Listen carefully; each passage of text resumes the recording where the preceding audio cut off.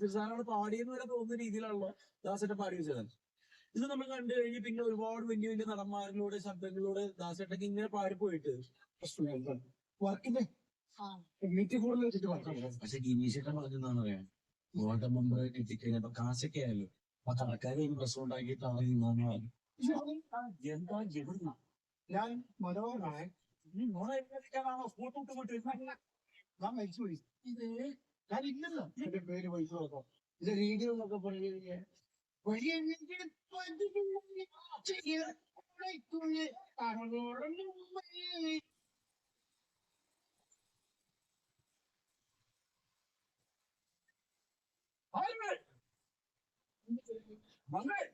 ആരുടെ നോക്കുമ്പോൾ അടിയെന്നിട്ട് വെക്കണം. അടിയ ഒരു നമുക്ക് പുറപ്പെടാം. അല്ല അന്ന് എങ്ങോട്ടാ നാം ഉദ്യാനത്തിൽ ഇളാക്കാൻ വേണ്ടി പോവുകയാണ്. മന്ത്രിയും എന്റെ കൂടെ വരണം.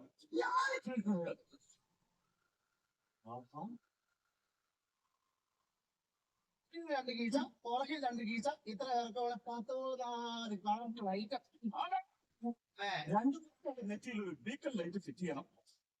തിരുമേനി അതാകുമ്പോൾ നാം അതിന്റെ പുറത്ത് കയറി യാത്ര ചെയ്യുമ്പോ നല്ല ഓണമായിരിക്കും. അല്ലാതെ തിരുമേനിക്ക് നല്ല ഓർമ്മമാണ്. ഈ അതിനെ കൂടി എനിക്ക് യുദ്ധം ചെയ്യാനുള്ള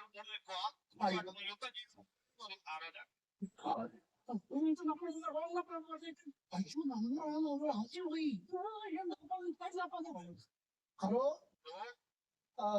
ഞങ്ങളെ യുദ്ധത്തിൽ അന്ന് രാത്രിയുടെ ജന്മദിനാന്ന് പറഞ്ഞേക്ക്. കഴിഞ്ഞ ആഴ്ചയിലെ നമ്മൾ അതൊന്നിനല്ലേ നവംബർ 17 തിരുമേനി അവരിപ്പോ നമ്മോട് യുദ്ധം ചെയ്തിട്ടേ അങ്ങോട്ട് നമ്മൾ അതെ അതെ അവരോട് കുറച്ച് ആയുധം കളഞ്ഞു വെച്ചാലോ. അവർ ഇങ്ങോട്ട് യുദ്ധം ചെയ്യാൻ പ്ലാനിട്ടിട്ട് അവരോട് ആയുധം ചോദിക്കാൻ പറ്റുമോ? നമ്മുടെ കയ്യിലുള്ള ആയുധം എടുത്ത് നമ്മൾ അങ്ങോട്ട് യുദ്ധം ചെയ്യണം. രണ്ട് കണക്കത്തെയോ പിന്നെ പാറയോ ഒരു തേങ്ങ പോയിട്ടുണ്ട്.